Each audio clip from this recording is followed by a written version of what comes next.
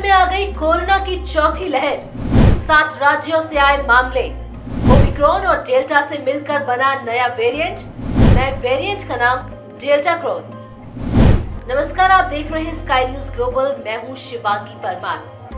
दुनिया कोरोना से छुटकारा पाने की स्थिति में पहुंच ही रही थी कि इस बीच कोविड की चौथी लहर फिर दस्तक देने लगी है।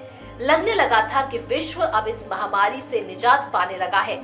तमाम देश कोरोना काल में लगाए प्रतिबंध हटाने लगे थे कि कोरोना अब एक नए स्वरूप में फिर सामने आ गया है।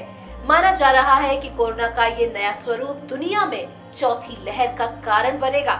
WHO के मुताबिक ये नया वेरिएंट ओमिक्रॉन और डेल्टा के तेजी से फैलने के कारण आना ही था। इसीलिए इस नए वेरिएंट का नाम डेल्टा क्रोन रखा गया है।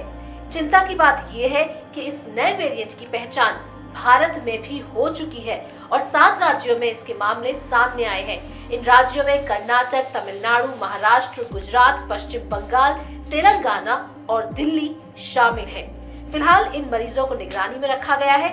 ऐसे में ये नया वेरिएंट डेल्टा क्रोन कितना खतरनाक है और इसके लक्षण क्या है, इस बारे में जानना बेहद जरूरी हो जाता है। क्या है डेल्टा क्रोन के मुख्य लक्षण?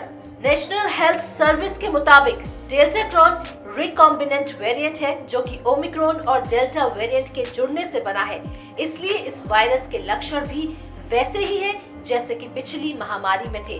अगर कोई इससे संक्रमित होता है तो संक्रमित व्यक्ति को कुछ हल्के और कुछ गंभीर लक्षण महसूस हो सकते हैं, जैसे सिर दर्द, तेज बुखार, पसीना आना, ठंड लगना, गले में खराश, लगातार खांसी, थकान, एनर्जी में कमी, शरीर दर्द और हार्ट रेट बढ़ना।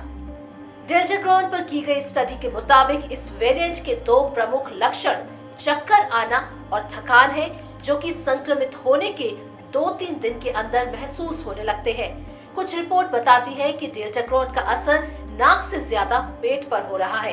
पेट पर इसके प्रभाव के कारण रोगी को मतली, दस्त, उल्टी, पेट में दर्द, जलन, सूजन और डाइजेशन जैसी समस्याएं हो सकती है। कैसे हुई डेल्टा क्रोन की पहचान? डेल्टा क्रोन की पहचान फरवरी 2022 में हुई थी। पेरिस में इंस्टीट्यूट पास्चर के वैज्ञानिकों ने कोरोना वायरस का एक नया वेरिएंट देखा था जो कि पिछले वेरिएंट से बिल्कुल अलग था। इस नए वेरिएंट का सैंपल उत्तरी फ्रांस के एक बुजुर्ग व्यक्ति से आया था।